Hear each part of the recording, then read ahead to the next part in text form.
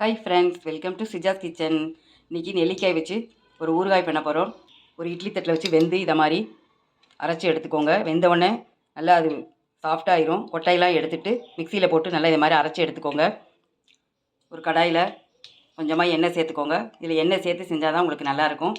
கொஞ்சம் வெந்தயமும் கடுகும் போட்டிருக்கேன். இது பொரிஞ்சு வரட்டும். கடுகும் வெந்தயமும் நல்லா பொரிஞ்சிட்டு கொஞ்சமாக கருவேப்பிலை சேர்த்துருக்கேன். இப்போ நம்ம அரைச்ச இந்த விழுதை இதில் சேர்த்துக்கலாம். நல்லா வதக்கி விட்டுருங்க. லோ ஃப்ளேம்லேயே ஸ்டவ்வை வச்சுக்கோங்க. நெல்லிக்காய் கொஞ்சம் வதங்கி வந்துட்டு நம்ம ஊற்றின எண்ணெயெல்லாம் இது நல்லா உறிஞ்சி எடுத்துருக்கு.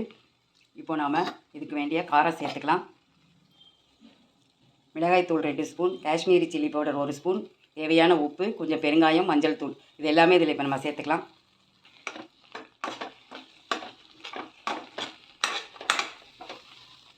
காரம்லாம் இப்போ சேர்ந்து வந்துடுச்சு.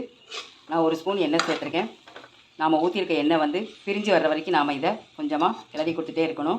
நம்ம ஊற்றின எண்ணெயெல்லாம் பிரிஞ்சு வர ஆரம்பிச்சிட்டு இந்த டயத்தில் நான் ஒரு அரை மூடி லெமன் சேர்த்துக்கிறேன்.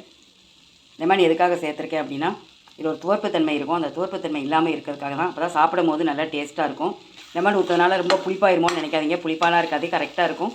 நீங்கள் எடுத்துருக்க நெல்லிக்காய் பொறுத்து பார்த்து லெமன் சேர்த்துக்கோங்க. நெல்லிக்காய் தொக்கு பாத்திரத்தில் ஒட்டாமல் நல்லா சுருண்டு வருது. இப்போ நாம் ஸ்டவ்வை ஆஃப் பண்ணிடலாம்.